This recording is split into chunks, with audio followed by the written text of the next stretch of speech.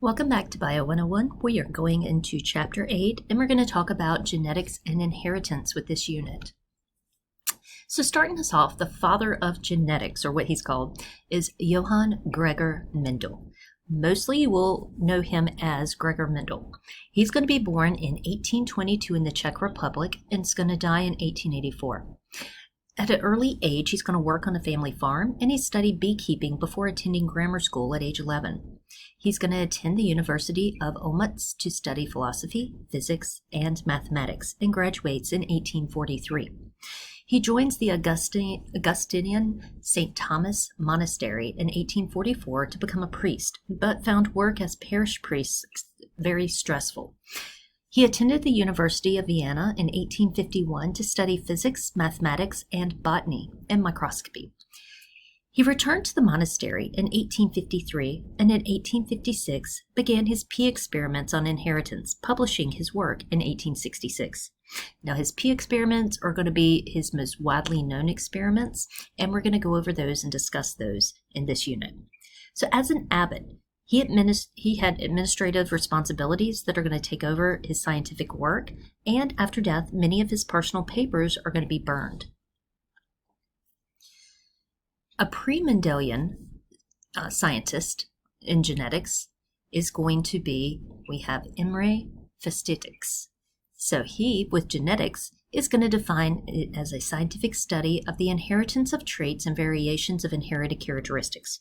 So the term is going to be first used in a series of papers that are published in 1819 to resolve an argument among sheep breeders in the Czech Republic. And it's about inbreeding and the quality of wool. So they published these papers, and in their response to the physiological laws of nature of inheritance argument, they're going to propose that suggesting the inheritance of traits is going to occur because of genetic law of nature. Now, Mendelian genetics is going to begin in 1854 in the experimental garden of the Augustinian St. Thomas Abbey. And that's where they're going to have Gregor Mendel, who is actually taking and performing these experiments. He's going to spend 2 years evaluating different varieties of pea plants before choosing the Pisum sativum, and that's going to be a common garden pea he's going to perform his experiments on.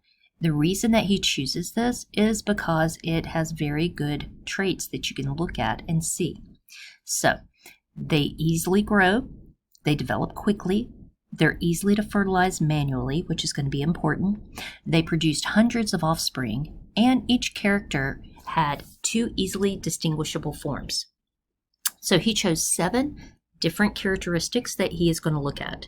This includes seed form, seed color, seed coat color, pod form, pod color, flower position, and stem length. So looking here, he found out that one trait always seemed to be dominant over the other, and one trait seemed to be recessive. Now with a dominant trait, that means if that trait is present, that is the trait that you will see. If it is a recessive trait, that means if that trait's present with a dominant trait, you will not see it, but you will see it if it's 2 recessives. So the only time you see recessive is if you have 2 together. Right, so looking at seed form, you can have a round seed form or you could have a wrinkled seed form. Round is going to be dominant, recessive is the wrinkled. Seed color, you can have a yellow seed color for dominant and green seed color for recessive.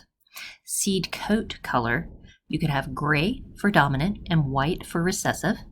Pod form, you could have an inflated pod form where you can't see necessarily each pea that's going to be in there, that's dominant. And you can have the constricted, which is going to be recessive, where you can see each pod that's formed inside. Pod color, you have green dominant over yellow recessive. Flower position, you have the axial, which means it goes around the axis, and it's going to be found up and down the branches, or you can have the terminal, which means it's going to be found at the ends of the branches. And stem length, you can have tall, or you can have short for recessive. So prior to performing his experiments, Mendel's going to create a distinct population of true breeding plants. Now, true breeding plants are going to be plants that, when crossed, would produce offspring that exhibit the same traits as the parent, such as round seed plants producing round seed offsprings in every generation. So that's going to make sure that it only has, let's say, the round seed trait, that it's not mixed in with the rough seed or wrinkled seed trait. So Mendel performs his inheritance experiments over the course of 8 years, and he studies several thousand of these pea plants. Mendel's going to keep a detailed catalog of his experiments, including the traits that he observed in every generation. So Mendel's first to apply the quantitative and mathematical approach to analyzing this kind of data. This approach enabled Mendel to propose his particulate theory of inheritance. That's going to state that heredity units called elementen were exchanged and reshuffled and responsible for the inheritance of traits between generations. The particulate theory of inheritance is going to consist of two fundamental laws, the law of segregation and the law of independent assortment. Now, when you look at these different experiments and you observe their generations, the first generation we're going to call the P1 generation. P stands for parent. The generation that the two parents produce from the gametes, from the sperm and the eggs from those plants, their generations that they produce are going to be called filial generations. So the filial generations will be the F1 for the first filial. You can take those F1s or filial ones and cross them, and their generations that they produce is going to be called F2 generations or filial 2 generations. That's how it works. You start off with two parents, they make a filial generation. You can cross those and they make a filial 2 generation. So you got P1, F1, and F2. So Mendel's going to detail the results of his experiment in his publication, Experiments on Plant Hybridization, and he's going to have this published in 1866. After he receives and distributed 40 copies of his paper, many of the scientific community are going to discredit his work, but copies of Proceeding of the Science Research Society of Bruin, in which it is published, is going to reach other parts of the world. So between 1869 and 1899, Mendel's paper and name are going to be rarely referenced, and he's going to fade into obscurity. You wouldn't think that this day and time, because we talk about him all the time. But back in, we could say, his day, he's going to fade into obscurity. Mendelian genetics is going to be rediscovered, and that's going to happen by a botanist in early 1900s, each working independently from one another in different countries. So we're going to have Karl Correns. He's a German botanist who's going to work on corn and peas and lead to the 1900 publication, G. Mendel's Laws Concerning the Behavior and Progeny of Varietal Hybrids, in which he's going to reference Mendel's previous work. Then you have Erich von Schirmark. So with him, he's going to rediscover it by 4 botanists in early 1900s, which are working independently of one another in different countries. So we have him, and he comes around, and he is going to look at the experiments with peas and publish his paper, and it's called On Deliberate Cross-Fertilization in the Garden Pea, and he publishes this in the 1900s. Here, he's going to outline the results of the experiment and reference Mendel in a footnote. So recent discoveries in unpublished memoirs and family letters are going to cast doubt regarding his role in being considered a rediscoverer of Mendelian genetics. Next, we have our Dutch botanist, Hugo de Vries. He proposed a particular theory of inheritance in his 1868 publication, Intracellular Pangenesis. This is suggesting that heredity units called pangenes are going to be responsible for the inheritance of traits. So after experimenting with corn, peas, and poppies, de Vries is going to publish the Law of Segregation of Hybrids in the 1900s, which is going to detail his observations of segregation and patterns in inheritance. And then we come to William Jasper Spillman. He's going to be an American botanist whose work with wheat varieties in the state of Washington are going to demonstrate that traits are going to be separated and recombined.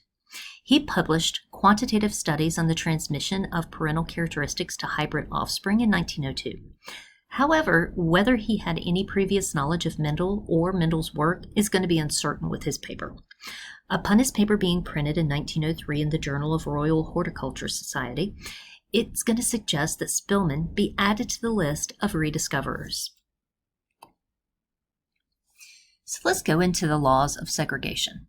So Mendel's first group of experiments are going to focus on a single characteristic with two distinct traits. He began his experiment by crossing two different true breeding parental plants. These parental plants is going to be referred to, like I said, as the P generation or parental generation. He's going to observe that the resulting offspring from this parental plant is going to be called the filial generation or the F1 generation. It did not exhibit intermediate traits, as the blending concept of inheritance theory would suggest. So all F1 generation offspring are going to exhibit the trait resembling one of the parents, while the other trait is going to disappear. So he thinks, why is it not showing? Why is it disappearing?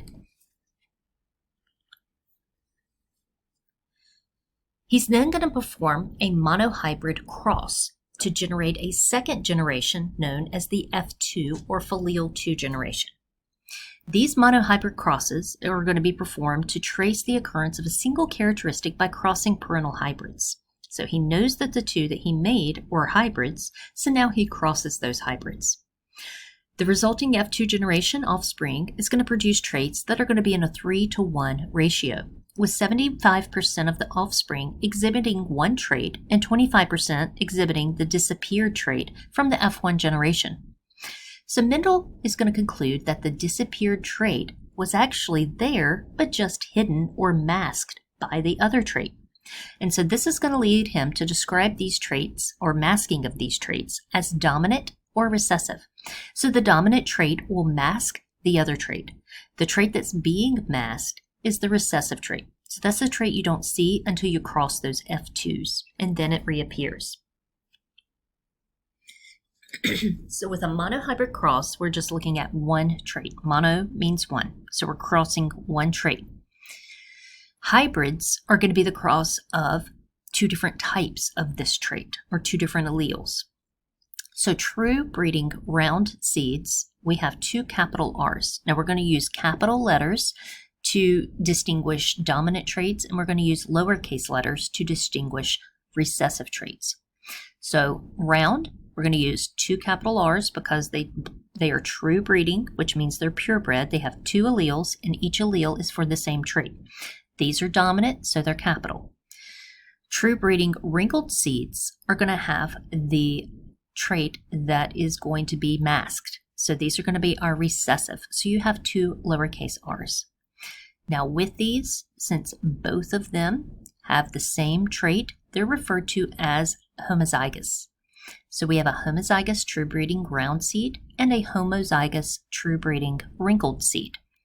When you cross those in the parent or P1 generation, you get the F1 generation. What you end up with are going to be peas that are going to be round seeds, but they do carry that recessive trait, but you don't see it. It's masked by the dominant trait. So their alleles, or what we refer to as their genotype, because that's the genes they're made up of, are going to be one dominant, which is a round seed, and one recessive, which is a wrinkle seed. Now, we're going to take that, and we are going to cross these. So to cross these, we're going to have the heterozygous, is what we call it when there's two different traits. So you'll take the dominant and recessive, you cross it with the next dominant and recessive, and what you end up with is going to be your F2 generation. With this F2 generation, you're going to see that the offspring it produces is going to be 25% homozygous dominant, so you have the round seeds. You're going to have 50% heterozygous, so you'll have a dominant and recessive together, and then you'll end up with a 25% recessive, and so that's going to show you the wrinkled seed. Now, the big R, or big R, or little r, all of those are called genotypes. So one of the genotypes would be big R. One would be little r. Now, phenotype is what you actually see. So when we're looking at phenotype, what we're actually seeing is going to be, we have 75% of those with round seeds, and only 25% have wrinkle seeds. But if we look at the genotypes, we're going to have genotypes for round seeds as big R and big R little r. Big R is the homozygous dominant. Big R little r is going to be the heterozygous dominant. That's your hybrids. If you have one of each, it's called a hybrid. If you have two of the same thing, it's called a homozygous. And then you have the homozygous recessive and the wrinkle seed.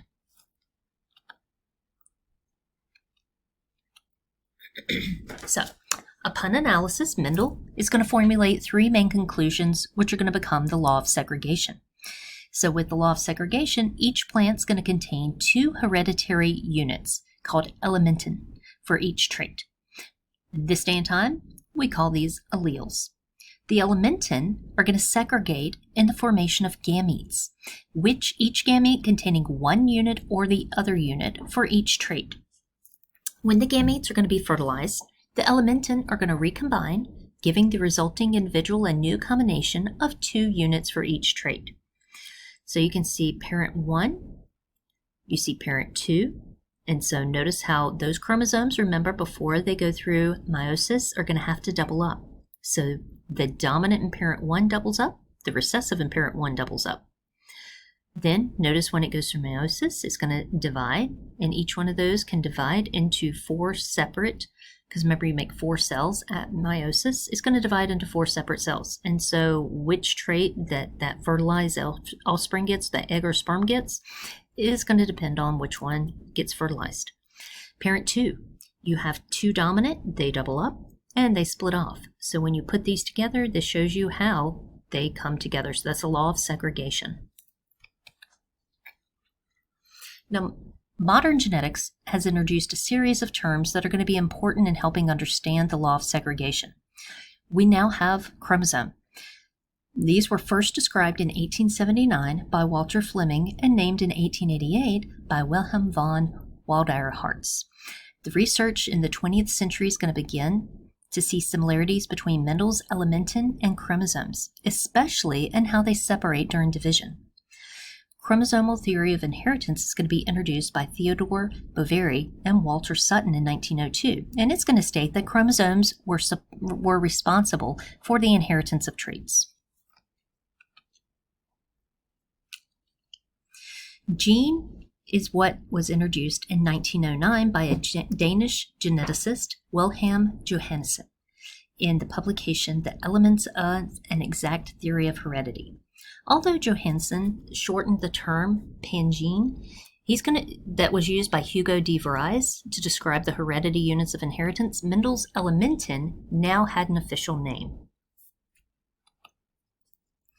Modern genetics is going to introduce another term, which is called locus. So Thomas Hunt Morgan is going to look at Drosophila, and that's going to be the what we refer to as a fruit fly or a gnat. And in his experiments in 1910, he's going to demonstrate that genes are going to be located at specific regions on a chromosome. These regions are called a locus. If you're talking about more than one region, it would be called a loci, L-O-C-I. But here you can see how tall is located in a specific place on each chromosome, and the P gene for whether it's going to be smoothed or wrinkled is located at a specific spot. And so with this, these are each locus to find these genes, or where you're going to find these genes on the chromosomes. Or you could say these are the 2 different loci. That means locations. Next, we have William Bateson and Edith Rebecca Saunders. They introduced the term allelomorph in 1902. The term was shortened to allele, which is the hereditary unit of the gene. So let's say you have 2 alleles for hair color, for example. You could have a blonde hair trait and a brown hair trait. So each one of those traits, you got one for mom, one for dad. Each one of those traits would be referred to as an allele. Each gene, like we said, has 2 for every trait. Alleles for traits are going to be located on homologous chromosomes. Those are the same chromosomes. So You get one chromosome 1 from mom, you get one chromosome 1 from dad. Those are your homologous chromosomes. Each one has a spot that gives you a hair color inheritance. For example, I got brown hair from my dad, I got blonde hair from my mom. And so brown hair is going to be dominant over blonde, so you do see the brown hair on me if you were to see a picture of me. But I do still have that hidden trait for blonde hair, so it's my recessive trait. So I'm going to be a heterozygous brown-haired person. So if we wanted to use B's for brown and blonde, I would be big B for brown, little b for blonde. Dominant and recessive are going to be used to describe the different alleles. Each allele is going to be represented using letters of the alphabet. Dominant alleles, like we've already said, are going to be represented using capital letters. Recessive alleles are going to be represented using lowercase letters. We've already spoken about homozygous and heterozygous. Homozygous is going to refer to two identical alleles of a gene that's going to be present on both chromosomes.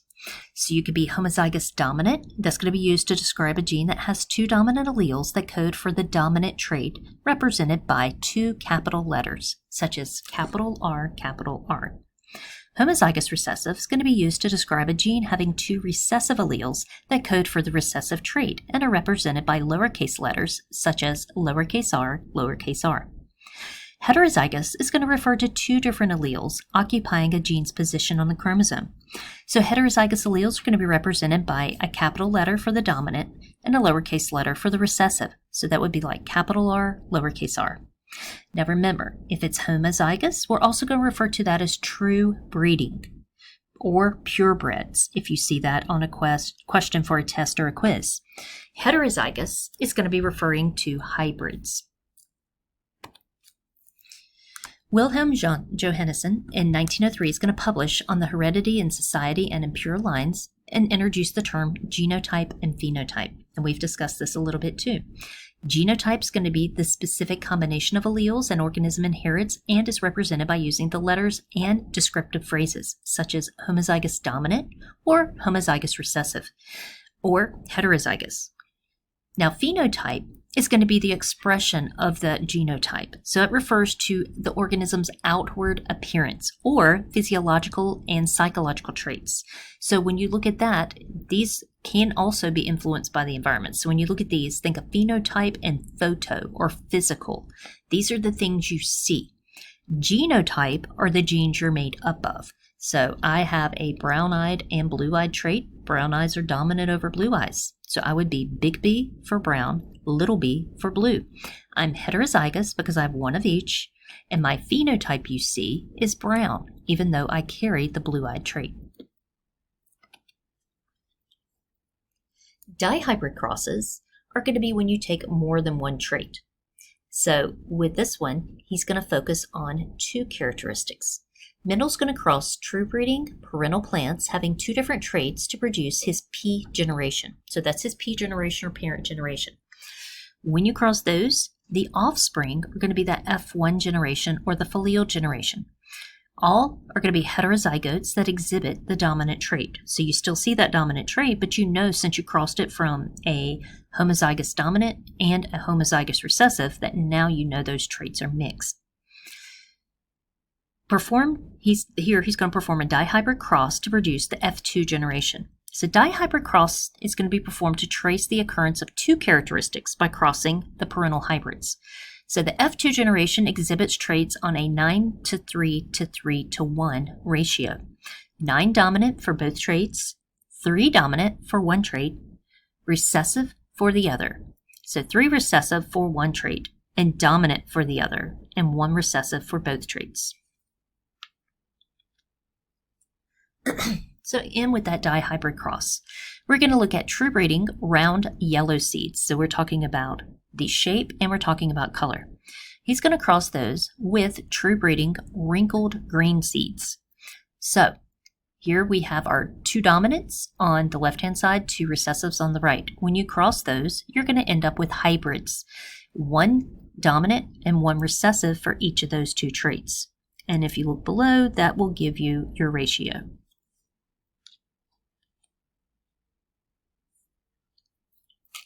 Upon analysis, Mendel's going to formulate his law of independent assortment, which is going to state that the elementin is going to assort independently of one another in the gamete formation. Therefore, traits are going to be inherited independently of each other.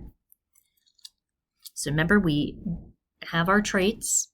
Each one's going to double up before meiosis. It goes through its first separation to create the first set of cells. So we have our first two cells, follow the red lines, and then we have our second two cells following the blue lines. So it goes into two cells.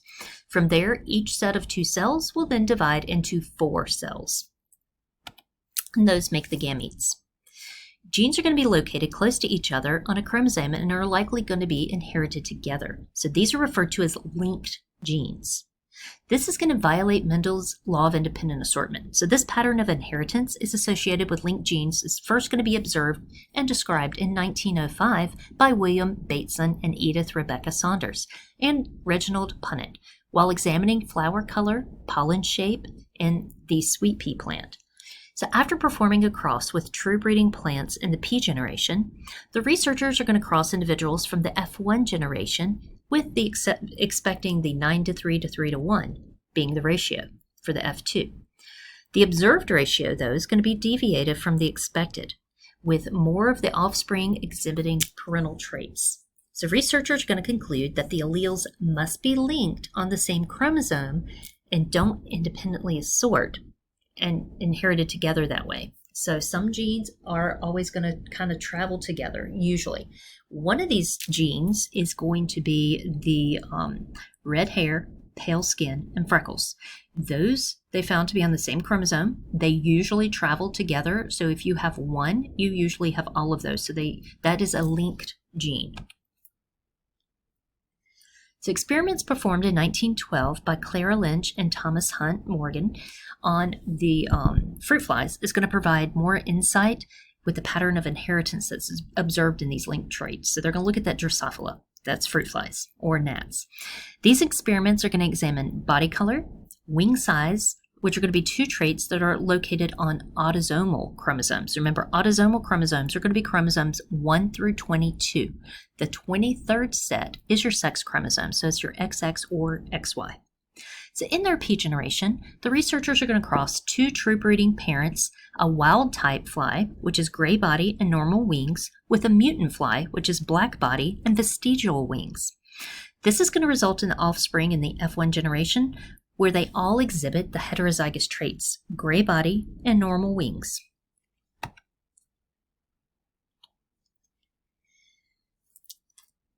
To determine whether the genes were linked, Morgan and Lynch are going to cross a heterozygous fly with a homozygous recessive fly. This is going to give a majority of the resulting offspring express traits of the parents in the pea generation, and that's named parental phenotypes. Researchers are going to conclude that the traits for the body color and wing size do not assort independently. They are going to be found on the same chromosome and are considered to be linked and inherited together.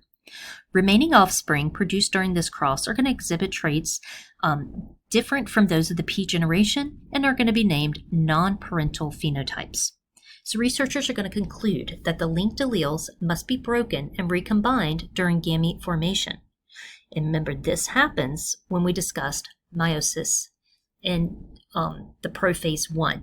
We called that crossing over, when 2 chromosomes got close to each other and they would switch sections of chromosomes. And so that occurs during meiosis 1, prophase 1. That's the only place crossing over occurs. And so here shows you an actual visual of what you were learning. So we have that true breeding wild type, and we have the true breeding mutant type. When you cross the parents, you get the F1 generation.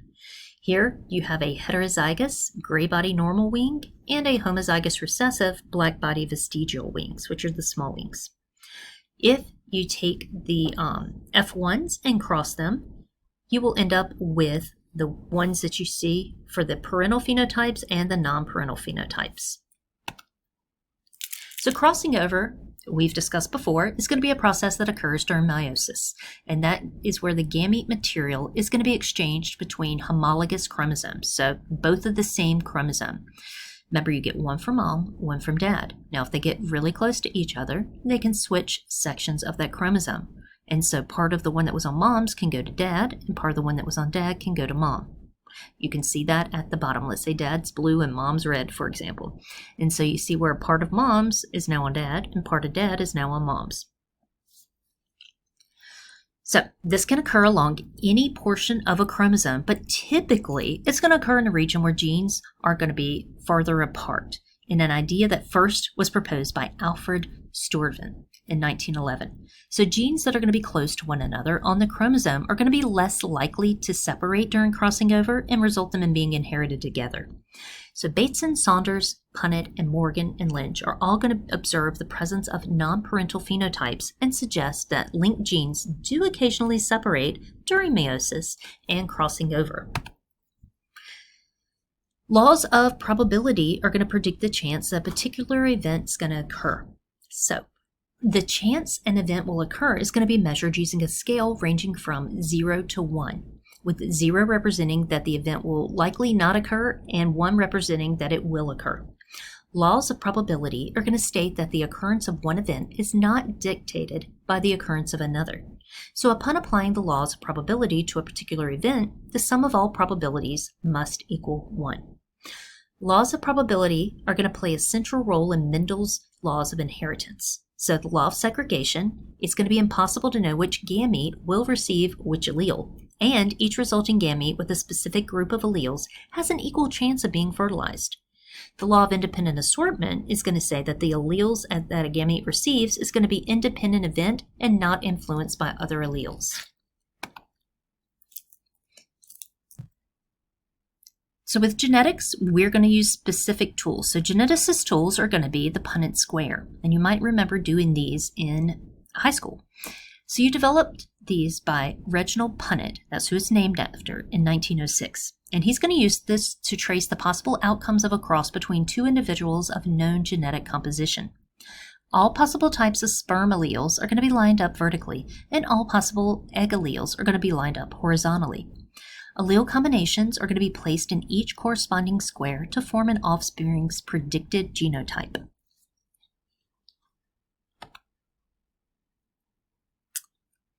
Now, product rule, that's going to be used to determine the probability of independent events giving rise to one genotype or another. Application is going to involve multiplying the probabilities of an egg or a sperm having a particular allele. The sum rule is going to be used to determine the probability of particular phenotypes occurring in multiple ways. So application is going to involve adding together the resulting probabilities of certain phenotypes. This is going to be developed by Mendel to confirm his law of segregation. Geneticists are going to use a test cross to determine the genotype of an organism that exhibits a dominant phenotype. When applying a test cross, the homozygous recessive individual is going to be crossed with either a homozygous dominant or a heterozygous dominant for the dominant trait. If the individual is homozygous dominant for that trait, all the resulting offspring will be heterozygous. If the individual is heterozygous for that trait, half the offspring are going to end up heterozygous and the other half homozygous recessive. And so here you can see that actually occurring. So we have a homozygous dominant and a homozygous recessive. That makes your heterozygous. That's what you see on the left-hand side. Bring that heterozygous over and cross it with a homozygous recessive, and you should receive 50% heterozygous and then 50% homozygous recessive. So Mendel's going to observe a simple, straightforward approach to the inheritance of traits. The inheritance of traits may be influenced by more complicated means than observed by Mendel, expressing unexpected genotypes and phenotypes. So there's going to be a variety of different complex patterns of inheritance that are going to be governed by the general laws of inheritance, including incomplete dominance, codominance, multiple allelism, polygenic traits, pleiotropy, and sex-linked traits. And so that's what we're going to pick up with our next video.